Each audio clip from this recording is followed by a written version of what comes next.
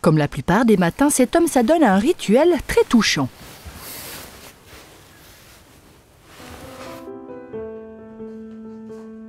Réveiller sa fille tout en douceur et avec beaucoup de tendresse. Raphaël Grandjean est un businessman très occupé et possède une société de distribution à Corcelles. Mais pour rien au monde, il ne sacrifierait ce moment. Je me lève de bonne heure, je travaille un peu, je prépare ma journée. Et il est vrai qu'ensuite on déjeune en famille, après avoir levé en général ma fille. C'est un petit moment de partage qu'on a peu l'habitude d'avoir en journée, ayant un horaire assez chargé. Catherine, tu es l'épouse de Raphaël. Est-ce que tu peux nous parler un petit peu du personnage, de comment il est? C'est un très très grand travailleur, ça depuis toujours. Il s'investit énormément dans ce qu'il fait, il est passionné. C'est un homme généreux, un homme qui soutient son entourage malgré ses journées de folie.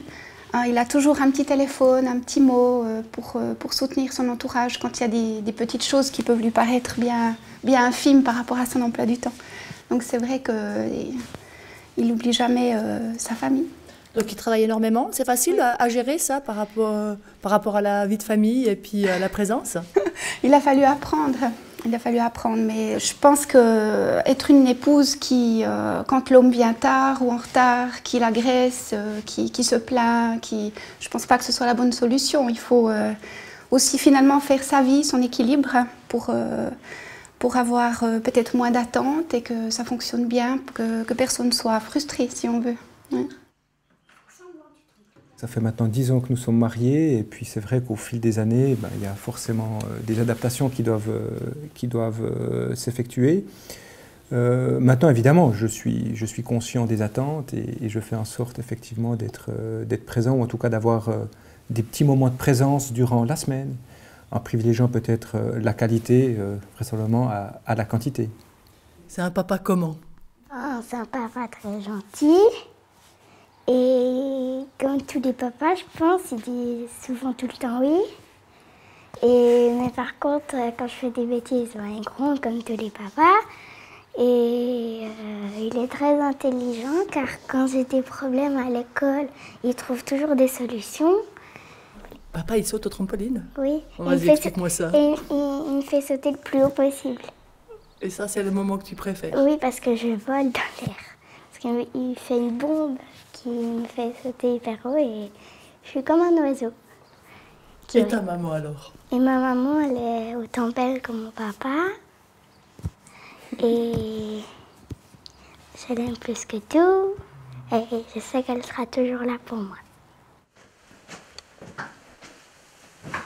Tu gères énormément de choses. Comment tu arrives à tout manager, tout ça, avec ta famille? C'est une question d'organisation, vraisemblablement, puis une question d'environnement. J'ai la chance de pouvoir compter sur une épouse magnifique qui s'occupe admirablement bien de notre fille. J'ai également la chance de pouvoir compter sur des collaborateurs extrêmement consciencieux qui peuvent également mener à bien un certain nombre de projets. Depuis que tu es papa, ta vision a changé? Oui, évidemment. Et tous les pères vous le diront. Ça donne une dimension à la vie qui est différente. Avec cette question qui se pose régulièrement. Dois-je pas habiter ma vie davantage plutôt que de continuer à la remplir? Et ça, c'est une vraie question existentielle qu'on se pose moins lorsque l'on est célibataire et lorsqu'on n'a pas d'enfant, lorsqu'on n'a pas cette responsabilité.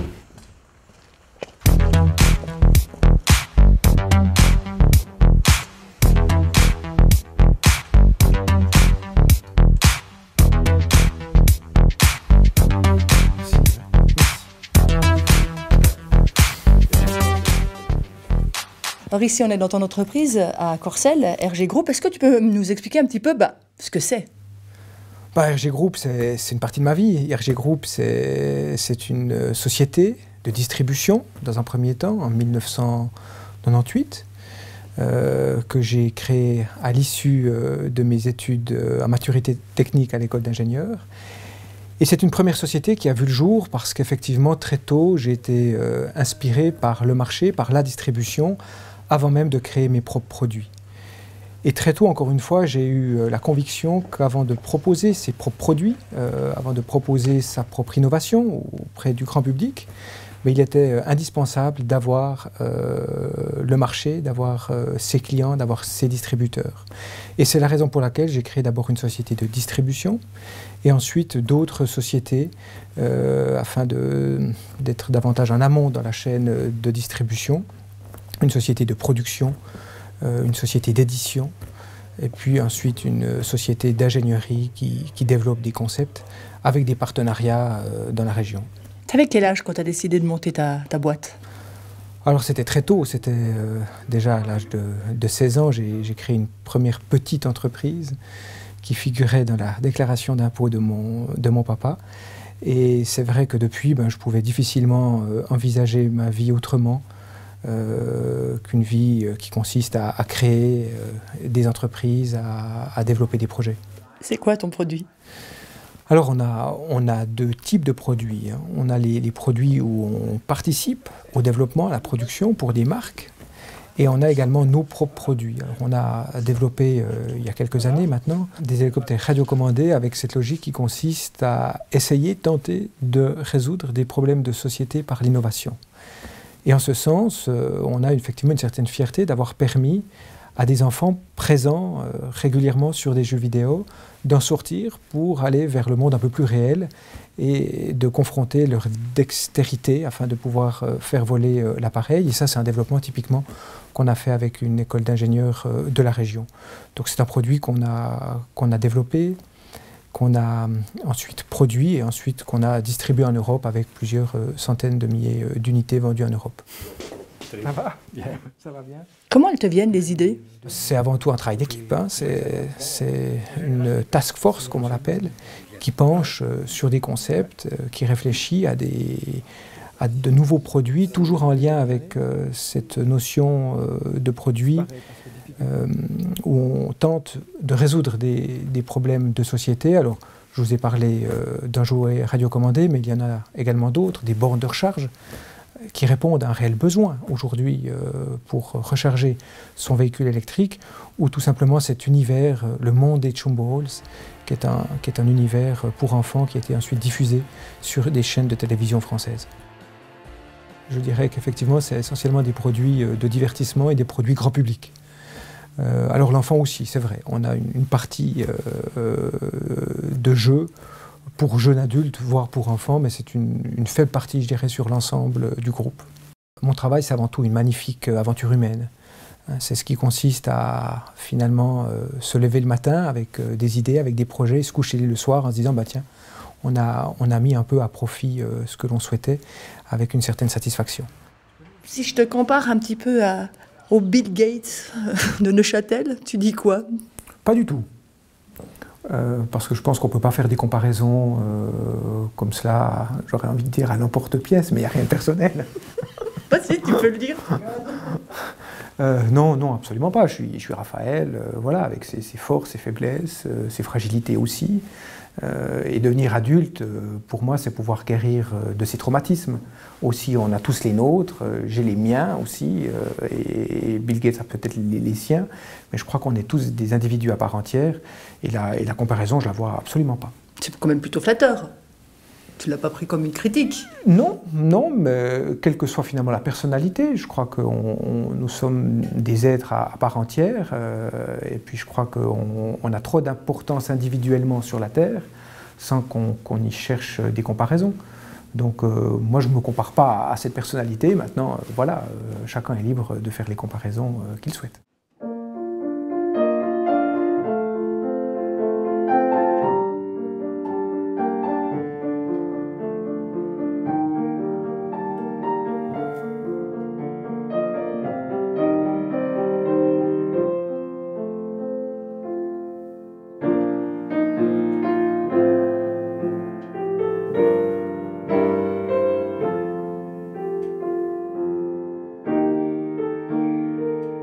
Alors, Raphaël, ça fait longtemps que tu joues au piano?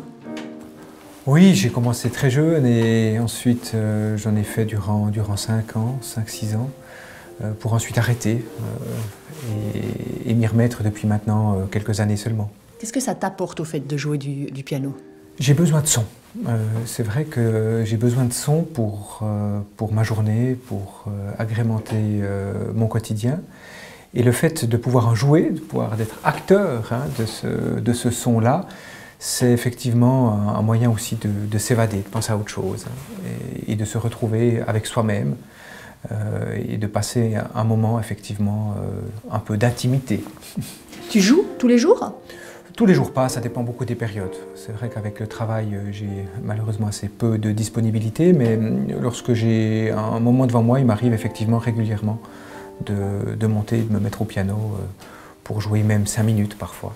Alors, tu es quel genre de pianiste? Quelqu'un qui prend des nouvelles partitions, qui découvre, ou tu joues toujours un peu les mêmes musiques? J'improvise aussi, et puis j'ai effectivement 2-3 morceaux que j'essaye d'améliorer au fur et à mesure.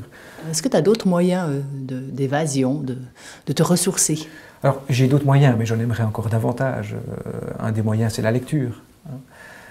Alors, c'est vrai que je me suis souvent dit, si j'avais pu faire mon éducation dans les livres, je serais un homme comblé. Alors, en partie, oui, mais malheureusement, pas suffisamment. Tu lis quoi? Ça va de penseurs à des personnes comme Jacques Attali, ou alors peut-être après d'autres écrivains un peu plus connus. Toute la belle mécanique des sentiments exprimés par Voltaire, Rousseau. C'est effectivement des lectures qui me sont importantes, qui me nourrissent. Et de se dire qu'en 1700, finalement, on avait une vision du monde qui n'était pas si différente de celle qu'on a aujourd'hui, mais qui avait peut-être probablement un peu plus de profondeur. Et c'est vrai que je me rends compte quand même, les années passant, qu'à part travailler, je ne fais pas grand-chose. On a eu l'occasion de me voir au piano, j'aime parfois lire, et puis évidemment je passe un peu du temps avec ma famille, mais c'est vrai qu'avec toutes les activités que j'ai, il m'est parfois difficile de faire autre chose. Et même parfois, je me surprends à ne pas travailler et à me dire « ah bah tiens, je ne travaille pas ». Ce qui peut être effectivement un peu surprenant. Et ça te manque quand tu ne travailles pas? Non, je ne dirais pas que ça me manque, mais c'est encore une fois un fonctionnement que j'ai depuis longtemps, depuis 22 ans. Et salut Raphaël, comment ça va? La forme? Bien seulement.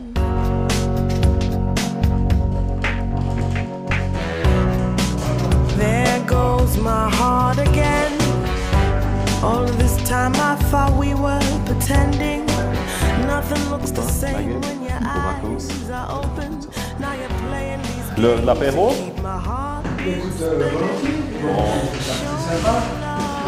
Ah voilà, un coup de blanc. Raphaël, présente-nous la personne qui est en face de toi, j'allais dire à tes côtés, mais non, mais en face de toi. Voilà. Stéphane, voilà un ami que je connais depuis maintenant de nombreuses années, avec lequel je partage beaucoup de choses. On a aussi l'occasion de passer des moments en famille qui sont très agréables. Et c'est une amitié qui a la particularité de pouvoir s'exprimer sans forcément y mettre les mots.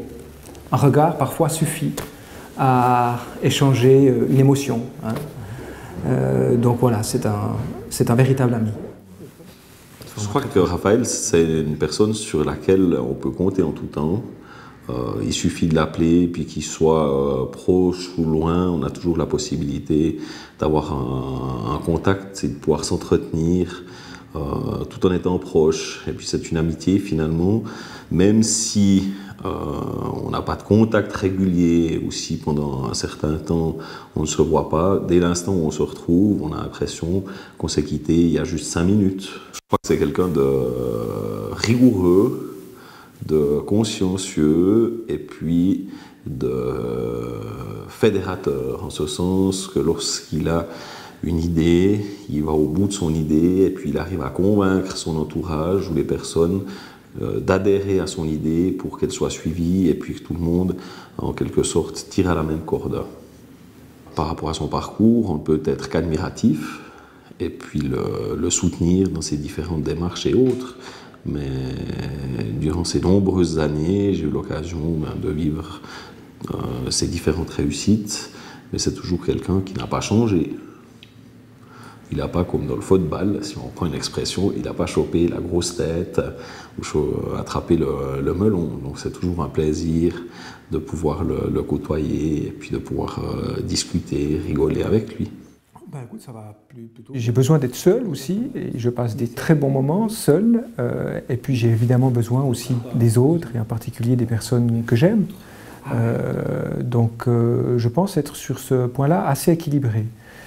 Mais c'est vrai que j'aime voir du monde, j'aime échanger, j'aime aussi rigoler. Oui. Bon, mais Raphaël, porte-toi bien, salutations à la maison. Merci. Et puis, bah, c'est vrai que je suis sensible et je pense que si on a besoin de moi, c'est qu'on compte sur un soutien, tout simplement. Et c'est cette notion aussi où on est finalement que de passage sur cette terre.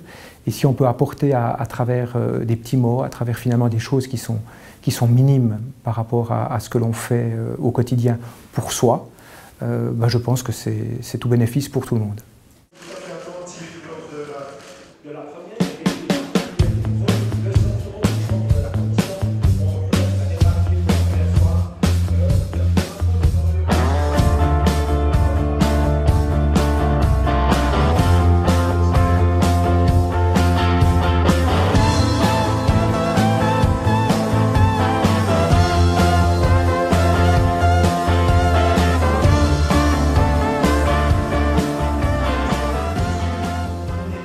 Et Raphaël, de quel parti tu es? Des Verts libéraux de Châtellois, on l'a fondé avec d'autres amis députés présents au Grand Conseil. Il est vrai que c'est un parti qui me correspond assez bien, parce que c'est un parti qui est de la nuance. Et non seulement la nuance, de mon point de vue, c'est faire appel à l'intelligence, mais c'est surtout l'inscrire dans un monde finalement complexe.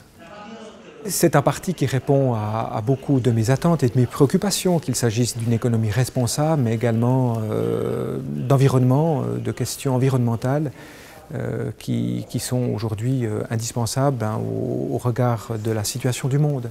Et en tant que président, j'anime le parti et c'est effectivement une tâche importante, ardue, compte tenu aussi de la jeunesse du parti. Et ensuite, mon rôle de député au Grand Conseil du canton de Neuchâtel, où là, on passe en revue des dossiers, on s'intéresse aussi à des dossiers qu'on ne connaissait pas et qu'on n'a pas eu l'occasion de traiter, étant au Grand Conseil depuis seulement une année, et de pouvoir faire avancer ou de pouvoir contribuer à l'avancement de ces dossiers, c'est effectivement très enrichissant, tant sur le plan intellectuel que sur d'autres aspects, de pouvoir un peu servir un canton qui m'a beaucoup donné. Très jeune, je me suis intéressé à la politique. J'ai le souvenir de m'être retrouvé à la télévision. Alors maintenant, compte tenu de ce que l'on connaît de l'histoire, je peux y mettre une date. À la deuxième élection de François Mitterrand, avec sa rose. Donc c'était en 1988. J'avais 13 ans. Avec le maire de Paris, François Mitterrand ressort de l'hôtel de ville et remonte le boulevard Saint-Michel. C'est à pied qu'il va gravir la rue Soufflot qui le conduit au Panthéon. C'est le premier bain de foule du président de la République. Regardez. Seul, 2 roses à la main, il pénètre maintenant à l'intérieur du Panthéon. Et je vois ces images encore aujourd'hui défiler avec ce sentiment d'un devoir. C'est vrai qu'aujourd'hui on parle beaucoup de droits et de devoirs, mais je pense que quand on a la chance d'être né avec une âme déjà, avec une intelligence, avec une formation, on a peut-être aussi le devoir de pouvoir contribuer au développement de la société. Alors voilà, enfant, je me voyais peut-être pasteur, pourquoi pas. Et aujourd'hui, voilà, je suis député en plus des activités nombreuses professionnelles que j'ai. Et oui, je pense avoir évolué un peu dans cet environnement-là et dans ces idées. Monsieur le Président, chers collègues, la destitution d'un membre du gouvernement relève d'une problématique particulièrement délicate. Tu penses que c'est une force pour toi de faire de la politique et d'avoir un travail? Disons que ça nourrit en tout cas. Ça nourrit l'esprit, ça occupe beaucoup. Alors c'est sûr qu'en ce sens, ça apporte aussi des visions un peu différentes.